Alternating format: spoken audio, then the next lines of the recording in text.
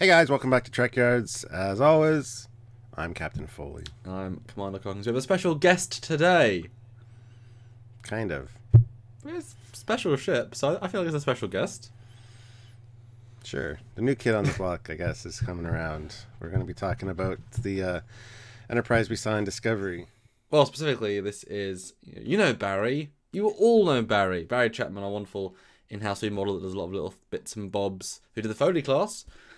He kind of said, guys, you need the ship, don't you? And we're like, yeah, we want the Enterprise to talk about it. So went ahead and built the whole model for us in, a week? So pretty great job there.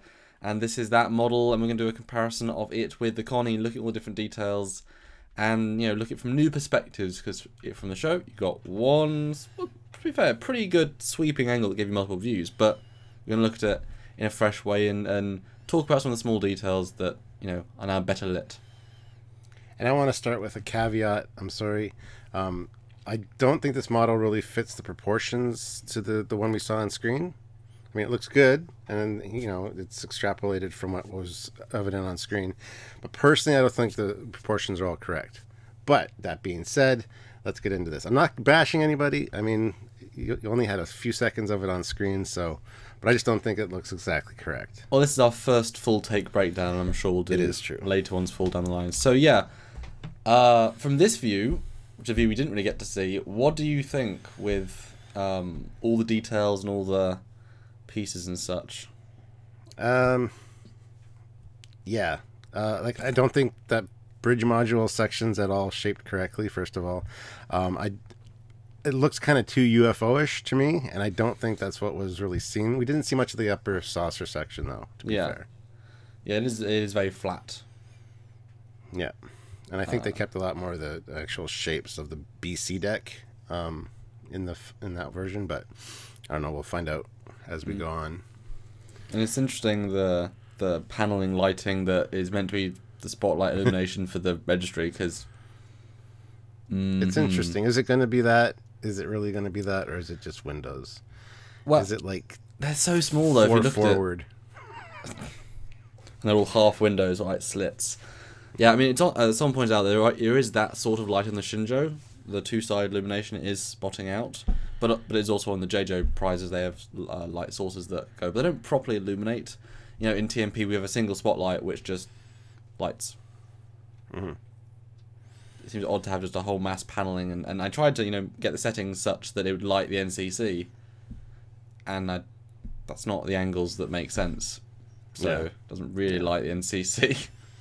Yeah. But let's go to the next picture, which is a side by side, and what I did is I scaled, because the scaling we have no idea. Originally I scaled the deflectors to be the same size, but that made this Discovery prototype 1 whatever a lot longer, and I was like, that feels alright with the window. I mean, the windows are, again, extrapolations upon extrapolation, so I decided I was going to scale it to the saucer size, but for whatever that's worth, it's kind of, what do you scale it to? The windows aren't probably in proportion, because we know that's not the case for, say, the Discovery sometimes and such, so this is purely scaled to the saucer, which does actually lead to the engines being in scale, which I thought was kind of interesting. But what do you think about this, and comparing the sides? This is for me, the worst view of this version of this model. No offense to Barry, sorry guys, but it makes it too squat for me. I think it's got to be pulled out a bit. I don't think it was quite as... I know the neck was cut down a little bit that we saw, but I don't think it was quite this much. But, I mean, it looks pretty aggressive, more so than the Connie we're used to. But yeah, you're right. The scaling for the saucer and the engine seems to work. So, yeah, it just like I said, feels very flat and stretched. And we know that it has got that elongated back section, but certainly this isn't in proportion to itself. But having just the simple thing of having the slice at the back of the what would you call that, aft emitter of the nacelles, the grilling, by having a slice with no organic curves and having those extra pieces up on the back that are more pointy, it kind of gives it a more aggressive feel, like you said, but in a sharper way, which again, kind of the way the shuttle bay is represented has that same feel, so it all feels less curvy and like a living creature, which Doug says occasionally. Yeah, yeah. Yeah, and I think the nacelles are a little bit too low as well. He did get the slit in the strut there, which I don't know about that. The slit in the strut kind of bothered me when I saw that, when I noticed it. It seems to be kind of, well, we say this all the time, but a weak spot. But is it really? This one's questions. Form follows function. What's the function of having a slit in the... Maybe we'll find out. Maybe it's just a design choice. Maybe when it's at warp, it glows blue or something because there's plasma flowing through that space. Yeah, maybe there's actually transparent aluminum on either side, and it's not really a slit, it's a see-through vent. Could be. So the top view, again scaled to the saucer, shows more of a JJ feel, I feel like, especially the Beyond version. Yeah, and I don't think the nacelles are that close together either on the final one. Like I said, when it was coming at the camera with the Bizarre collectors, it just seemed like proportionally correct to the TOS one. So I think they're a little bit too close together here. But, I mean, I kind of like some of the reimagining a little bit. I do like that kind of lighting on the front by the registry number and stuff. But... yeah, I don't know. The nacelles seem a little bit too thin at the back as well.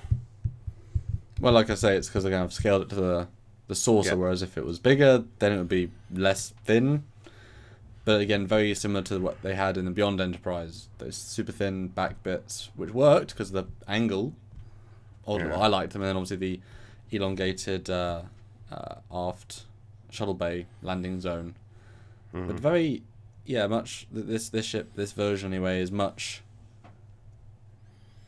more Excelsior-y in how it's all brought together, and it's not a flattering angle. That's probably why I don't like it if it's more Excelsior-y. Yeah. I don't like Excelsior. Yeah. Next shot is the rear. Yeah. Again, I think it's too squat, but that's my personal opinion. I do like the... I don't know how I really feel about the extra impulse engines. Yeah, it feels like another JJ pullover. It's like, we need all this extra... It's the difference between, as Doug... Again, I'll refer to the experts. Doug said the original Enterprise was amazing because the struts could have seemed too thin and spindly to hold their weight, and the engines are so teeny, how they're providing the thrust to move the ship. Well, because the metals, they are so advanced that they can, just create a stable connection point within the nacelles. That's because it's a very futuristic ship, and the engines are so small because A, it's not providing direct thrust, and B, it's a very, very advanced ship. That says it's advanced. By having such large impulse engines, to me, it says because we know the Enterprise is not such a maneuverable ship. We know that, in a few years, that's, again, if the TOS one is still canon, if they're not completely retconning out the 60s version, which we'll see in every other iteration of the show, it's saying that this one is less advanced. It has to have these 6 drives just to have the same power as 2 drives.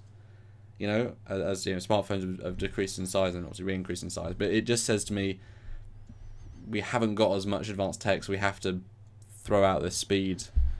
Or it's the warship version, but then again, it's not, because it's the Enterprise, and it was not a warship version. Well, in the original timeline, there was no Klingon war either. That decimated 20% or a third of the fleet and 20% of Federation space. So maybe they refitted that was mentioned in canon, though.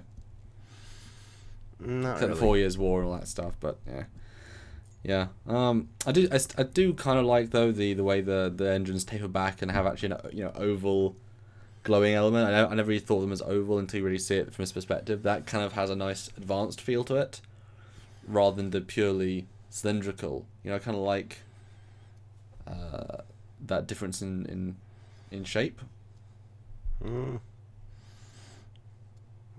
Yeah, again, I don't... I think it was just the rear caps that are kind of shaped that way. But, yeah, I do like the fact that it does have the little dots as opposed to the semicircle. Kind of calling back to the Cage Enterprise. So the next shot is from the front. And, again, I think those Bizarres need to be moved this way a bit. Make them wider from the top and kind of more in line with the way the TOS one looks.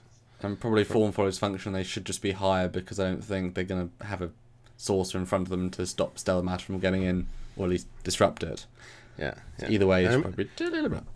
Yeah. And I mean, to be fair, when I first saw those Red Bazaar collectors, I was just like, yes, it's proportioned correctly. And yeah. So, I mean, and they kept of course, the three circles at the front of the ship. A lot of the windows are similar placement, but not necessarily similar configuration when you compare them side by side with the TOS one, which he's got represented here. So, but it's mostly the same, but a little bit different, which is fine as long as it's mostly the same, but a little bit different. You know, visual reboot versus scrapping it all together. But the next view is a 3/4 back. It shows perspective, and obviously those grills. I mean, those grills. I mean, I think we're both totally fine with the inner grills that are glowing. Absolutely. Yeah. And we've said that many times. Like I said, I lit the ones on my 350 refit, or not 350 refit, my 350 TOS Enterprise, because I think it looks great to have them lit. So I think if we were retconning, like truly retconning the TOS Enterprise in a way that fans, the general fan base, would we think allow, I think what we both agree is you could make the TOS inner grills lit, and even though it changes the canon, that's fine. And self-illumination probably could throw in. Because, I mean, the ship is very bland when you light it, because it's got nothing to light, you know? Whereas if you have this colour, these extra pieces, this self-illumination especially, it can pop a whole load more, which is consistent to NX, TOS, TMP, TMP, you know, everything else. You know, so if you were to rejigger that, and that's all you needed, then I think the TOS Enterprise would suddenly look more modern. Having the blue glows does add something, I think. I totally agree with that. Yeah, and I do like the kind of longer cutout spoon shape at the back of the secondary hull that's included in this Enterprise. I mean, it's the other one, the original one looks fine, of course, because it's the original one. But I do kind of prefer the more. It's got more of a refit. Secondary hull, both with that cutout and just the barrel shape. It's an overall kind of barrel shape as opposed to like a cylindrical shape of the TOS. So it kind of has more in common with the refit, especially the struts and the secondary hull. Everything else is kind of TOS, but except for that. I mean, it's a weird Phase 2 TMP combo plus Discovery. Yeah. Plus Cage / second pilot with the aft. But this view I think is pretty damn good for the ship. Having everything more squat and stuff, it does kind of work. Although I'm wondering that back section, you know, having that cutout at the bottom, is that cutting into hull and therefore removing workable space, or are they pulling out the shuttle bay to give it bigger space? Like, which way is it? Is it adding room or is it removing room? Probably a little bit of both. It is adding room to the shuttle bay, I think, but at the same time, as I said, with the more barrel-shaped secondary hull, I think it's adding room, because the cylindrical shape of the TOS is a little bit... When you compare the refit and the TOS side by side, you can see there's more bulk in that secondary hull, and I really got that feeling from what we saw on screen. So it's a good question. I think they're probably roughly the same as far as that goes, because you are taking away some space at the back there, but I can kind of imagine that, given the visual style we've seen in Discovery with huge shuttle bays, you know, several stories, like warehouse sized, that to see the TOS one, it suddenly feels small, even if it was consistent for TOS and TM, but you know, those ones. So I can imagine they might give it, you know, if they increase by a third or 2/3, it might then give it that big warehouse feel. But maybe they're pushing that in on the hull, so it's rather than being super stretched out like the Discovery, it's more deep, you know. But the next view is the top, and again we can see those angles. What do you think of this view? Looks good. This makes it look nice and sleek, and the tapering of the engines looks good here. Yeah, it's very like the Defiant concept that we did based on what they did. You know, elongating certain bits kind of does give it a more flow, actually.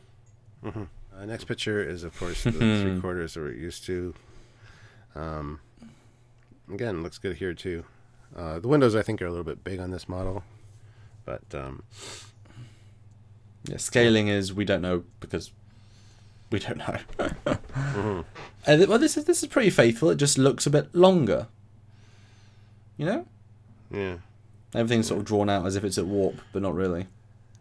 Yeah, and it's got the NX tie-overs, too. Like the nacelle caps have the strapping on the top and the sides.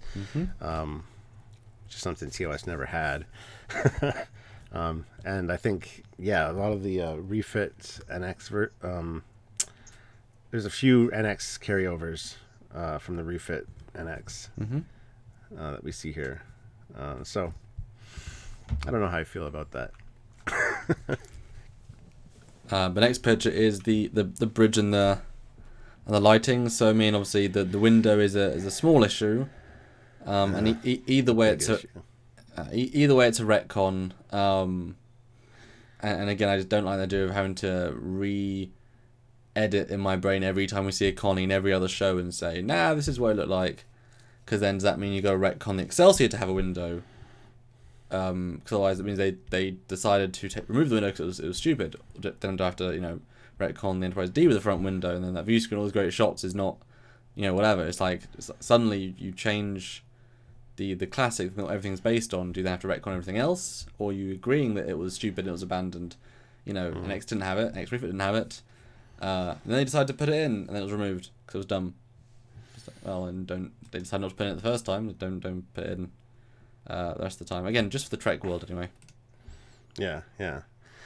And here it seems like almost that top dome is just the bridge, and that's just silly. I mean, it's supposed to have a BC deck, and I think we kind of maybe saw that represented a little bit. Because here, if that's the front window and view screen like a JJ bridge, that whole thing is the bridge. And that just doesn't work for me at all. I'm looking at the TOS one. I mean, I'm looking at an image back on the thing, and it certainly does look, from Discovery, like that is the dome is just the bridge. There is no a deck above it, and there might be a slight deck below it, but it is very.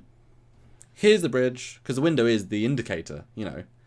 That's the floor, and there is no room above, and there's very little room below. So it's kind of like, well, there's the bridge. Next view is the back, and we can see there's some details on the bottom of the cutout and what we thought might be a torpedo launcher. There's some details there, could be, so we put that in. All that piece between the impulse engines is a launcher. It can add some blue glow around it in the show, which doesn't really scream torpedo launcher. But what do you think it could be? I thought it was an airlock at first. I thought, what an odd place to put an airlock between the impulse engines. But because there's not one on the back of the bridge module, like on the refit or the BC deck or whatever. So, I mean, if they wanted to include one, that would be a good place to put it on the TOS Enterprise, I think. Well, it wouldn't need to stick out that far, necessarily. No. It's just a door. No. Maybe it could be a probe launcher or something. I don't think it's a torpedo launcher. I do think the one underneath the shuttle bay is, though. There is a detail there on the one we see on screen. And it makes sense if you tie that in with the Defiant from In a Mirror Darkly that has a rear torpedo launcher, which is supposed to be one of the upgrades for the Constitution class that the Enterprise originally didn't have. It all makes sense when you start messing with what we've seen and try to retcon it and explain it. You can actually do that. So I have no problem with it being a torpedo launcher on here.